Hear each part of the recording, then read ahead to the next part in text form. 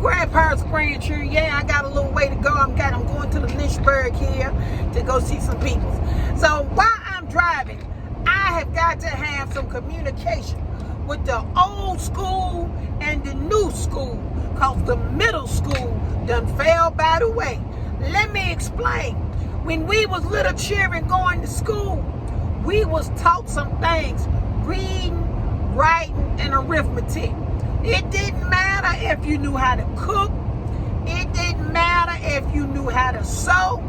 But you better be able to read so you can understand what's going on. Write your name and have some arithmetic so won't nobody shake and take your money. Now, everything is automated.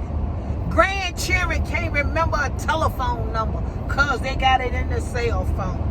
Grandchildren ain't even got to write cursive no more in school. They can print.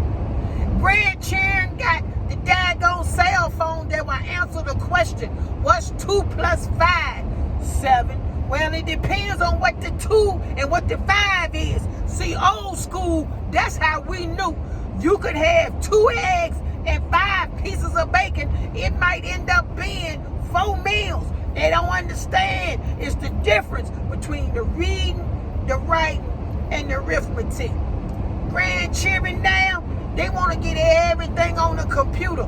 That computer computing some stuff it shouldn't be computing, if you know what I mean.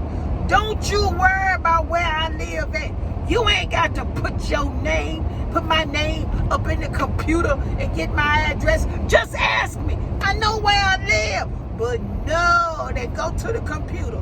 They got to see what the new movie is that's coming out. They got to go to the computer. Right by the daggone movie theater. You can see what is on the marquee. I mean, grandparents and grandchildren, we need to take it back to old school. We don't need no middle school. We don't need no junior high. We need old school. I don't mean old school for people that's old. I mean old school, telling it like it is, doing what it do, because that's the way these grandchildren gonna learn. Now, y'all probably saying, Gran-NaNa, what about yours? I'm gonna tell you about mine. Number one, I love them. I love them. So everything that I try to do as a teaching lesson. Now, if I got to use unconventional means far beyond it being to me, that's what I got to do. Sometimes they don't understand what you're saying. You got to shut it down and show through actions what you trying to say. Now, some of y'all probably saying, sit in the corner, or time out, take away the TV. When I was coming up, a TV didn't matter. And time out in the corner gave me a chance to think about some stuff that I didn't even have for you to take away. Y'all see what I'm saying? So let's go back to old school. Because when you start from the foundation and you build up on that, your building, your structure gonna be sturdy. Stop using improper materials, inferior handiwork. Get real. Raise these children. Keep them children in prayer, because when you leave home now, you got to be armed with the word of God.